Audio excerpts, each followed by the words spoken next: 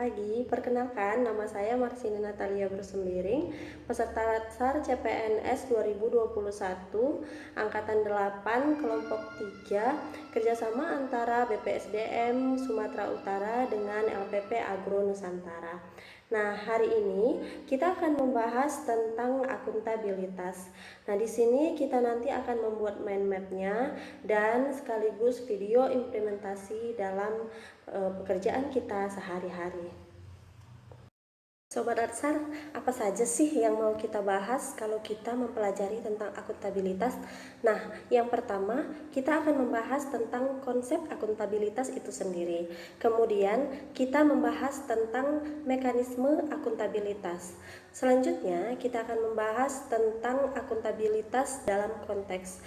Kemudian, bagaimana kita mengimplementasikan nilai-nilai akuntabilitas dalam kehidupan kita, dalam pekerjaan kita sebagai ASN. Yang pertama, konsep akuntabilitas. Akuntabilitas adalah kewajiban pertanggungjawaban yang harus dicapai. Di sini, pertanggungjawaban yang kita buat itu membutuhkan bukti berupa laporan. Kemudian responsibilitas adalah kewajiban untuk bertanggung jawab. Artinya kita hanya perlu mengerjakannya tanpa membutuhkan laporan. Yang kedua, aspek-aspek akuntabilitas. Aspek akuntabilitas yang pertama, akuntabilitas itu adalah sebuah hubungan. Hubungan berupa hubungan individu dengan lingkungan kerjanya, lingkungan kerja dengan organisasi, dan organisasi dengan masyarakat.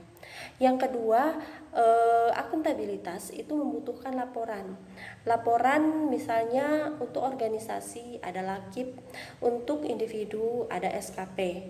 Kemudian akuntabilitas membutuhkan konsekuensi. Konsekuensi itu bisa berupa sanksi, bisa berupa penghargaan. Yang selanjutnya, akuntabilitas berorientasi terhadap hasil. Hasil di sini harus hasil yang maksimal.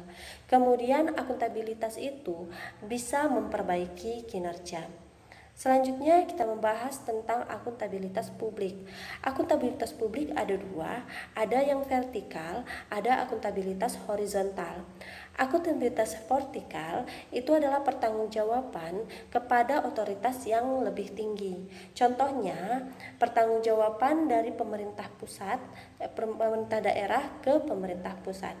Kemudian akuntabilitas horizontal itu pertanggungjawaban kepada masyarakat luas. Contohnya, itu pertanggungjawaban terhadap KPK terhadap masyarakat atau KPU terhadap masyarakat.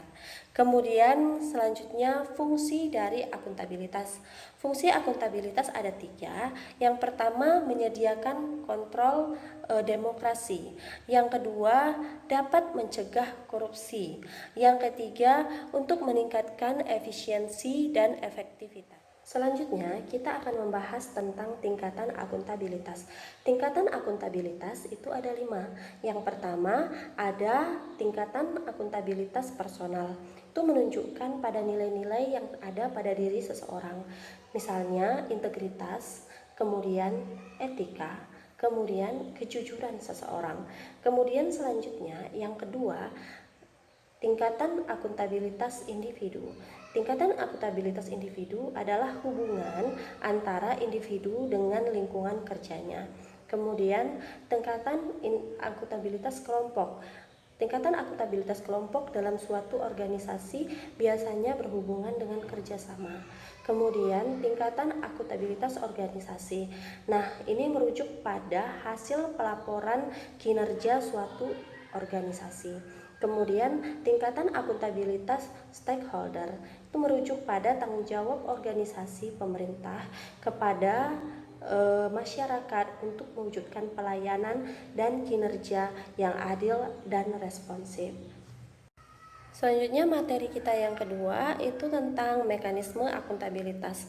Mekanisme akuntabilitas, kita akan mempelajari tentang dimensi akuntabilitas, nilai-nilai akuntabilitas, dan framework akuntabilitas. Selanjutnya kita membahas tentang nilai-nilai akuntabilitas.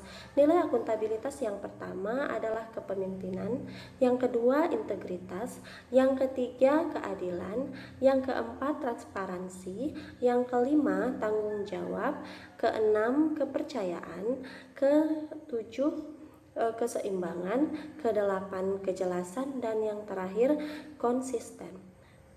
Framework akuntabilitas. Framework akuntabilitas ada 5. Yang pertama, tentukan dulu tujuan dan tanggung jawab. Maksudnya di sini tujuan yang ingin kita kerjakan dan siapa yang bertanggung jawab dalam mengerjakannya. Kemudian yang kedua, rencanakan. Buat rencana prosedur apa yang akan kita gunakan. Selanjutnya kita lakukan implementasi dan monitoring. Yang keempat, kita membuat laporan. Selanjutnya yang terakhir, kita lakukan evaluasi dan perbaikan dari kegiatan yang telah kita lakukan. Untuk materi berikutnya, kita membahas tentang akuntabilitas dalam konteks.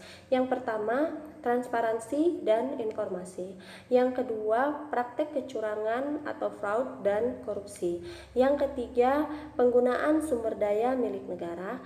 Yang keempat, penyimpanan dan penggunaan data dan informasi pemerintah. Yang kelima, konflik kepentingan. Kemudian untuk menjadi ASN yang akuntabel, maka kita perlu setelah mempelajari materi akuntabilitas ini, maka sebagai ASN kita diharapkan menjadi ASN yang akuntabel dengan menerapkan nilai-nilai akuntabilitas di dalam pekerjaan kita dan di dalam kehidupan kita sehari-hari. Selamat pagi Bu. Iya, pagi. Kami dari Dinas Perhubungan Ibu Tebing Tinggi mau melakukan pengawasan Bu. Oke, silakan duduk dulu, Bu. Gini Bu, Ibu kan mengurus rekomendasi TPS 5B3 ya Bu ya. Iya. Nah jadi hari ini kami mau melakukan pengawasan untuk melihat kondisinya Bu. Oh iya. Boleh kami lihat dulu dokumen-dokumen Ibu?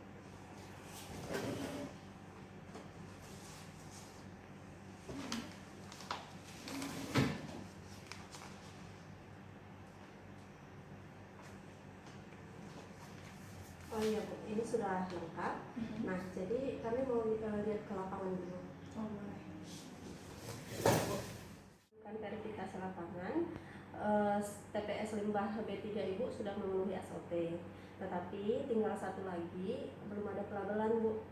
Oh, yang kurang dari TPS saya pelabelan apa ya Mbak? Kalau menurut dokumen Ibu, labelnya itu kan mudah meledak, mudah terbakar, sama korosif Bu. Oh, jadi kira-kira kapan rekomendasi izin saya keluar ya Mbak?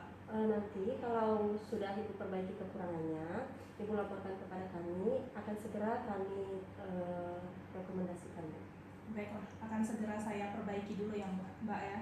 Ya Bu, terima kasih Bu. Ya.